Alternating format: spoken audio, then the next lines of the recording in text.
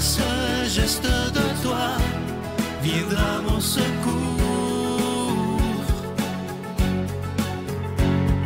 Viens semer dans mon âme le grain de l'amour.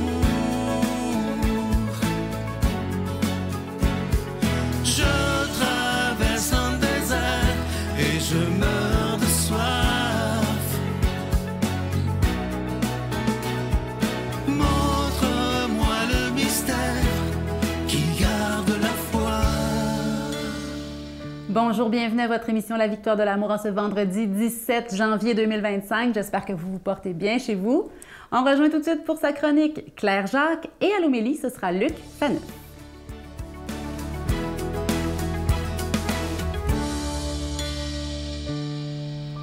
Bonjour mes chers desserts, comment allez-vous? Est-ce qu'il y a quelqu'un qui vous a posé la question cette semaine? Bien là, moi aujourd'hui, je vous la pose parce que votre bonheur est important. En tout cas, pour moi, il l'est, pour l'équipe de la Victoire de l'amour aussi, puis j'espère pour vos proches. Si personne ne vous pose la question, posez-vous-la la question, comment je vais moi aujourd'hui? On va commencer par la base, hein? Alors aujourd'hui, j'ai envie de vous parler d'un sujet qui me tient pas mal à cœur.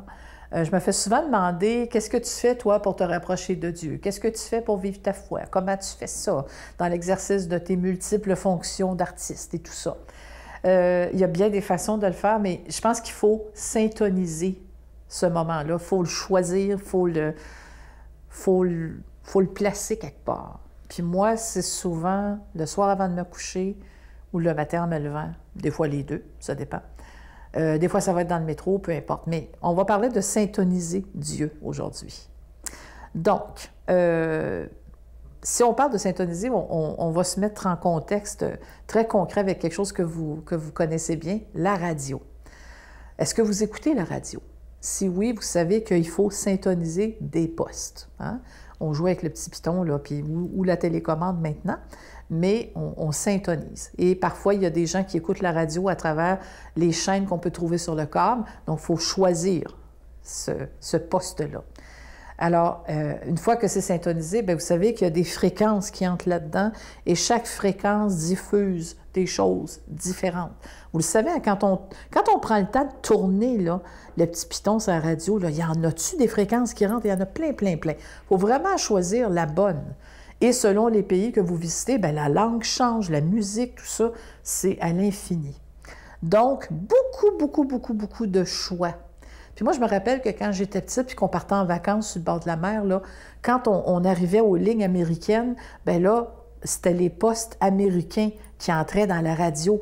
Et moi, je trouvais ça extraordinaire. Je sais pas, je trouvais ça bien exotique. J'aimais ça. Donc, tout ça pour dire qu'il y a des fréquences parfois qui entrent aussi, sans qu'on le veuille, qui sont parfois bonnes, parfois mauvaises. On reste encore dans le contexte de la radio. Si vous écoutez la radio en faisant du ménage, en tricotant, que vous l'écoutez de votre voiture, en même temps que vous êtes concentré à faire une tâche, dite intellectuelle, comme je ne sais pas, moi, écrire ou je ne sais pas quoi, ou que vous êtes simplement en train de l'écouter étendu dans votre lit ou sur une chaise, ça dépend du contexte, hein? Parce que vous allez l'écouter différemment à la radio selon ce qui se passe autour de vous. Vous retenez peut-être plus les informations en détail quand vous êtes bien assis et attentif, ou vous vous rappelez juste d'une couple d'affaires, puis c'est correct. Puis il y en a pour qui la radio, c'est juste un son ambiant pour se réconforter, pour briser le silence. Ça aussi, c'est important. Donc, peu importe. Mais là, maintenant, imaginez-vous que c'est vous, la radio, et que vous devez vous syntoniser à quelque chose. Si, mettons, vous syntonisez Dieu, qu'est-ce qui va arriver au juste? Bien, on ne le sait pas. C'est ça qui est extraordinaire. Moi, quand je prends du temps, mettons, le soir avant de me coucher, oui, il y a des prières que je récite, tout ça, mais il y a un temps que j'accorde à Dieu. Je dis, bien, peu importe ce qui arrivera. Puis souvent, il y a des souvenirs qui reviennent ou il y a des belles pensées, des choses comme ça. Si vous prenez le temps de faire ça, qu'est-ce qui arrive? Racontez-moi ça, ça m'intéresse.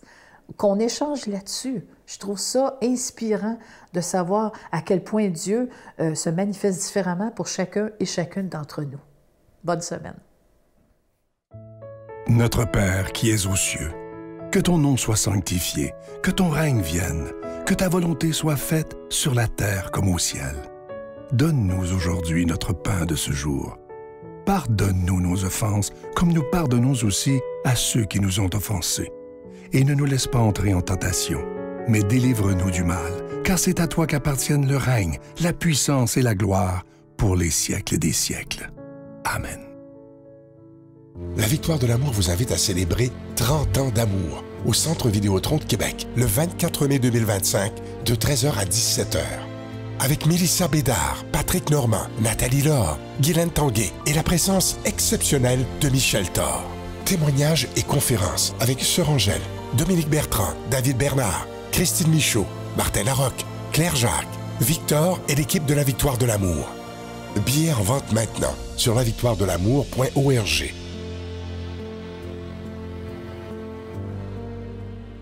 Je prends quelques instants pour solliciter votre aide pour le ministère de la Victoire de l'amour. Vous savez qu'on doit payer pour être à la télévision, que ce soit pour la production et la diffusion. Mais ce que je trouve magnifique, c'est que depuis bientôt 30 ans, on est des milliers et des milliers de personnes à se dire « Nous allons tout faire pour garder cette émission pour des dizaines et des dizaines d'années. » Alors moi, je vous remercie d'investir dans votre foi. C'est extrêmement important. Je vous rappelle ce magnifique cadeau du mois, comme à tous les mois de janvier. C'est un chapelet qui est en cristal, fabriqué à la main par des religieuses à Mexico. Donc, c'est fait dans la prière et ils sont déjà bénis, bien entendu. Il y a aussi cette magnifique carte de Marie que vous voyez à l'écran qui est si belle, en acier inoxydable et elle est déjà bénie également. Je vous rappelle que vous recevrez un reçu pour fin d'impôt et moi, je veux prendre le temps aujourd'hui de vous remercier de tout cœur de ce que vous faites pour la Victoire de l'amour parce que si vous n'étiez pas là, bien évidemment que ce grand rêve n'aurait pas pu exister. Mais grâce à chacun et à chacune de vous qui ont décidé d'investir dans la foi, bien, ce projet-là, il est possible depuis 30 ans. Voici comment vous les procurez.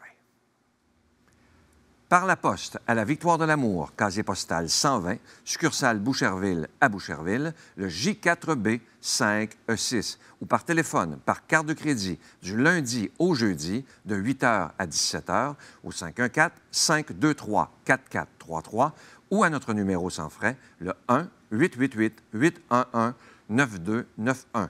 Également sur notre site Internet, le www.lavictoiredelamour.org.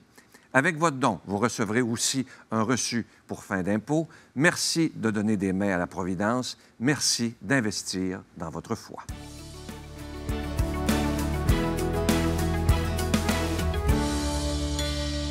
Mon Dieu, donnez-moi la sérénité d'accepter les choses que je ne peux changer, le courage de changer les choses que je peux et la sagesse d'en connaître la différence.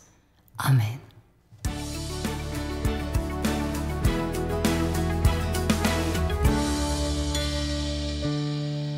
Bonjour, merci pour votre belle fidélité. Notre rendez-vous hebdomadaire, en fait quotidien, hein, pas toujours avec moi, avec la parole de Dieu. Est-ce que vous cherchez un guérisseur? Est-ce que vous cherchez quelqu'un qui va, comment dire, bonifier votre santé? Eh bien voilà, gratuit, j'en ai un à vous présenter. Il s'appelle Jésus. Et vous allez voir, c'est un guérisseur, hein, dans le texte de l'Évangile d'aujourd'hui, qui est vraiment unique en son genre. Je dirais un guérisseur intégral, corps et esprit. Avant de débuter, demandons à l'Esprit Saint, qui a inspiré ces paroles, de venir inspirer les miennes, afin que ce commentaire augmente en nous l'amour de Dieu et de notre prochain. Depuis l'éternité, depuis l'Antiquité et la préhistoire, les êtres humains cherchent des remèdes pour leurs maux physiques d'abord. Ah, les mots spirituels, ça, peut-être un petit peu moins, mais pour leurs mots physiques. Et c'était le cas du temps de Jésus. Puis ça tombait bien parce que dès que Jésus a débuté sa vie publique, à 30 ans et des poussières, on ne sait pas, hein, on ne pense pas que Jésus aurait fait des miracles avant l'âge de 30 ans. Ben voilà, Jésus commence autour de Nazareth et un peu au nord, autour du lac de Galilée, une dizaine, quinzaine de villes d'importance. Jésus commence son ministère là-bas. Jésus commence son ministère en parlant, et là, les réactions sont unanimes. Contrairement à moi, qui essaie de bien parler, ben voilà, lui, c'est comme « jamais homme n'a parlé comme lui ». C'est le plus grand, extraordinaire, charismatique orateur de l'histoire de l'humanité. Et pour cause, nous, on confesse qu'il est Dieu. Mais Jésus aussi a commencé à faire des miracles. Donc, ce n'est pas juste la parole, ce sont les signes. Hein, à travers Jésus vient le royaume de Dieu. Donc, la parole et les signes, les miracles, déjà par dizaines. Et on n'avait pas besoin des médias sociaux à l'époque pour se parler. Et puis, oh là là, il est où là? Il s'en va où? Vite, vite, vite, il faut y aller. Et c'est le cas aujourd'hui. Il est de retour à Capharnaüm, une des petites villes autour de Galilée, du lac de Galilée, qui était très importante. Et la nouvelle se répandit qu'il était à la maison. Tant de monde s'y rassembla, il n'y avait plus de place, même devant la porte, et Jésus leur annonçait la parole. Ben oui, Jésus enseignait. Jésus enseignait des heures à chaque jour et faisait des miracles. Mais Jésus enseignait. Arrivent des gens qui lui amènent un paralysé porté par 4 hommes. Il y a tellement de monde, ils ne peuvent pas l'approcher à cause de la foule. Attention, vous connaissez le texte. Ils découvrent le toit au-dessus de Jésus, font une ouverture et descendent le brancard sur lequel était couché le paralysé. Allô? Oui, oui. Écoutez, c'était pas 150 pieds, là. Mais quand même, ça prenait une foi, ça prenait du culot. Hein? Vous connaissez l'adage, la fortune sourit aux audacieux. Hein? La réussite sourit à ceux qui osent. Alors voilà une foi extraordinaire et voilà, des gens qui sont bouche bée. Voyant leur foi, Jésus est impressionné. Jésus dit au paralysé, « Mon fils, tes péchés sont pardonnés. » Mais là, il y a des scribes qui entendent ça, qui disent, « Allô? Pourquoi cet homme, pourquoi Jésus parle-t-il ainsi? Il blasphème. Qui donc peut pardonner les péchés, sinon Dieu seul? » Alors c'est très étonnant ce texte, parce que vous et moi, si on l'avait lu en entier, on attendait d'abord le miracle physique et non pas un miracle spirituel, effacer les péchés. Hein? Tout ce qui est intérieurement dans l'âme de l'être humain l'empêche de recevoir pleinement la lumière de Dieu et d'avoir une relation intime, belle, fructifiante avec son Créateur. Jésus commence par le miracle intérieur. Et là, les gens, évidemment, « Allô, tu te prends pour Dieu? » Oui, je me prends pour Dieu. Jésus va l'affirmer maintes et maintes fois. Et là, Jésus va littéralement se moquer de leur tronche. Hein? Il va dire ça comme ça. Mais qu'est-ce qui est le plus facile?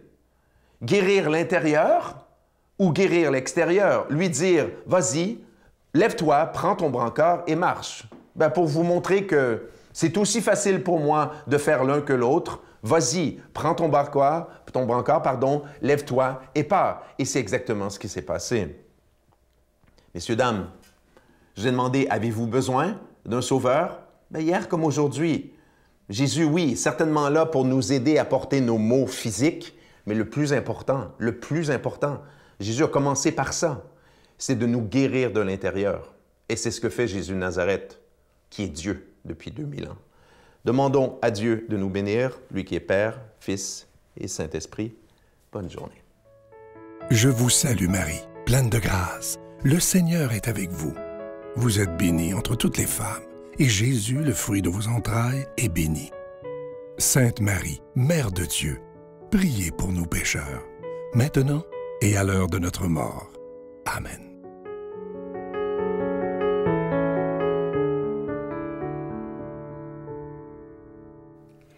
Il y a une magnifique expression qui dit « Ceux qui remettent tout entre les mains de Dieu finiront par voir la main de Dieu en tout. » Et je trouve ça très vrai. Plus on aspire à faire de plus en plus confiance en Dieu, plus on fait des actes de foi en remettant les événements dans ses mains, en lui donnant la possibilité d'agir, bien plus il a la possibilité d'agir et plus on a la possibilité de le voir en action, de le voir se manifester, de voir les petits miracles dans notre quotidien, de voir les choses évoluer dans le bon sens enfin. C'est ce que je nous souhaite à chacun. Bonne journée. Alors, ça brisait ma moelle épinière à 2 niveaux, au niveau cervical, au niveau du cou là, et au niveau du milieu du dos. C'est par ta grâce que je peux m'approcher de toi. C'est par ta grâce que je suis racheté. Tu fais de moi une nouvelle création. De la mort tu m'as sauvé par ta résurrection.